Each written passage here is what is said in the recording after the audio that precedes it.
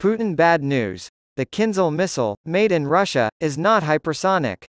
Neither is it immune to harm. Always take statements made by the Kremlin with a pinch of salt. You should take anything it says about its military strength with a grain of salt. Russia's Kinzhal missile has been used as a symbol of Russia's superiority in cutting-edge military technology for years thanks to the Kremlin's propaganda machine. The true capabilities of the missile, also known as Kh-47M2, have been revealed, however, by the realities of the battlefield. In May, using the cutting-edge Patriot air defense system supplied by the West, the Ukrainian military successfully intercepted the first Kinzhal. Russia's propaganda myth of invincibility collapsed as Ukrainian authorities displayed the wreckage of the Kinzhal. The Kinzhal was never capable of true hypersonic speeds. Despite years of investment from the United States and China, the supposed advancement in military technology has produced few tangible benefits. Western arms experts have repeatedly stated that, despite years of Russian propaganda, the Kinzhal is essentially an Iskander ballistic missile modified for launch from a supersonic aircraft. The recent defeat of the invincible Kinzhal by the US-made Patriot in Ukraine is just the latest episode in the Kremlin's humiliation as the world watched. What is the procedure? Russian President Vladimir Putin unveiled the Kh-47M2 Kinzhal dagger in an address to Parliament at the start of 2018. Putin described it as a fully functional hypersonic missile system capable of speeds of up to Mach 10, roughly 10 times the speed of sound, or up to some 12,000 km per hour. Putin even went so far as to say that the Kinzhal is the ideal weapon that all of the world's leading militaries want to have. Putin claims that the Kinzhal can change its trajectory mid-air, making it impossible for any of the world's active air and missile defense systems to intercept it. The primary carrier of the Kinzhal is the MiG-31K, a variant of the Soviet-made Mikoyan MiG-31, one of the fastest jets ever produced.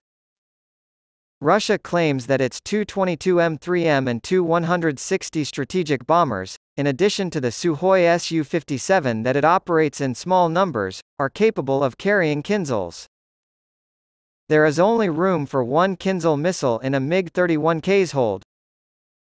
The way it, roughly, functions is as follows. A MiG-31K can travel at Mach 2.8 after climbing to an altitude of around 15 kilometers.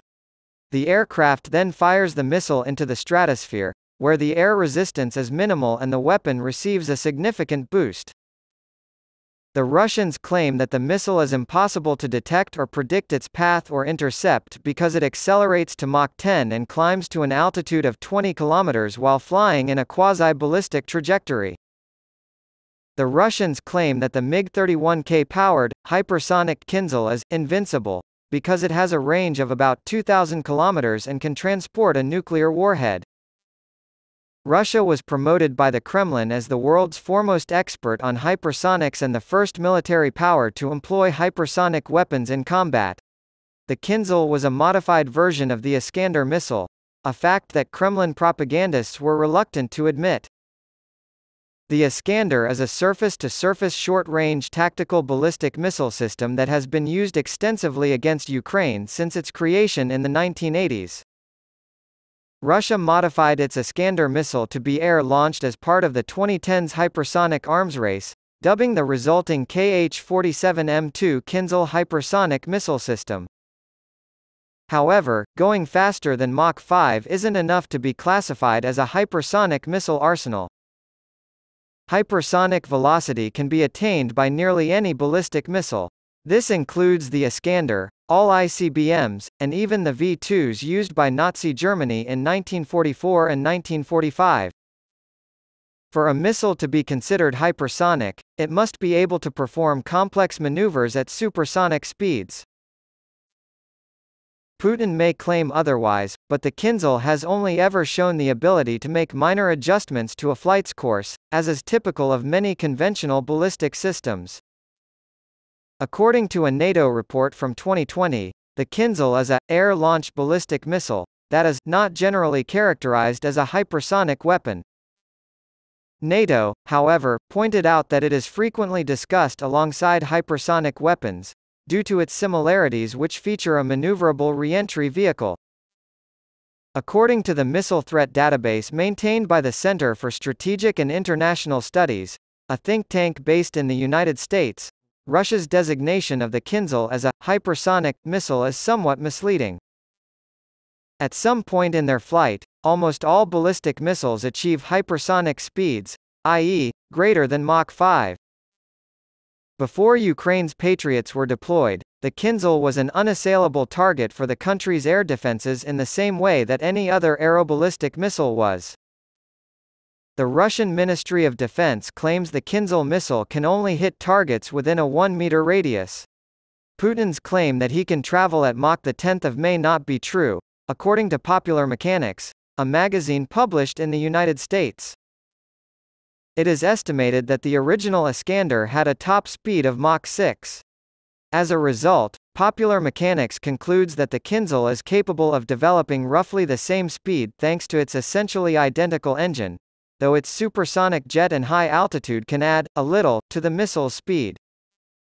In other words, the Kremlin did what it does best and pretended to be in the lead in the hypersonic race through the use of propaganda and inflated numbers.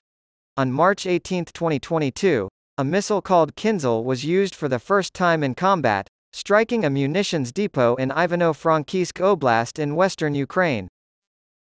According to the Ukrainian military, 3 civilians were hurt in a Kinzhal strike on May 9, 2022, which destroyed a shopping mall and a food depot in Odessa.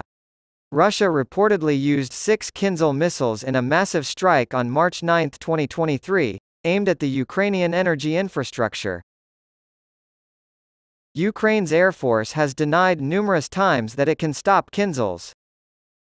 Every single takeoff of a Russian MiG-31K in Belarus has resulted in a nationwide air raid alert in all of Ukraine's regions for the past year and a half, ever since Russia's full-scale war began.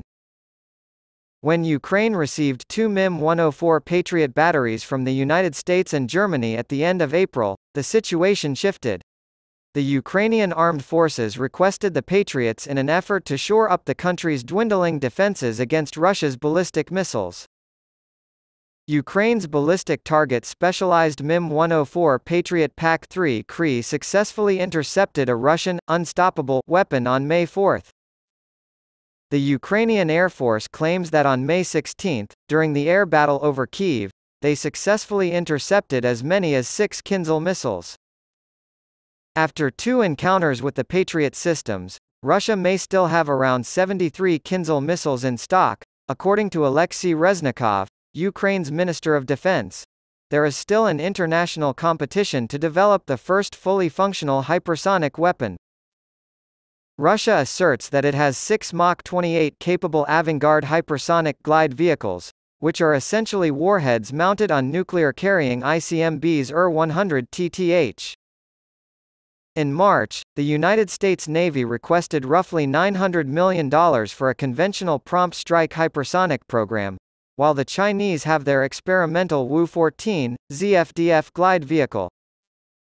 Self-navigating advanced hypersonic weapons are still in the works, and it will be much more difficult to develop a true hypersonic missile than to simply claim that older missiles are hypersonic when they are not. The United States Air Force scrapped Lockheed Martin's AGM-183 ARRW project in March 2023 because the company's attempts to test a hypersonic air-to-surface missile using a glide vehicle design had repeatedly failed. The situation becomes even more complex when discussing hypersonic cruise missiles, like Russia's Kinzhal. A powerful scramjet, supersonic combustion ramjet, a type of air-breathing jet engine that enables combustion to run at extremely high speeds, would be required for such a task. To this day, no country has perfected the technology necessary to build such an engine. Even though a preliminary test of such an engine with a cruise missile was apparently successful in March 2022, this component, and by extension, the hypersonic technology, is still very costly and experimental.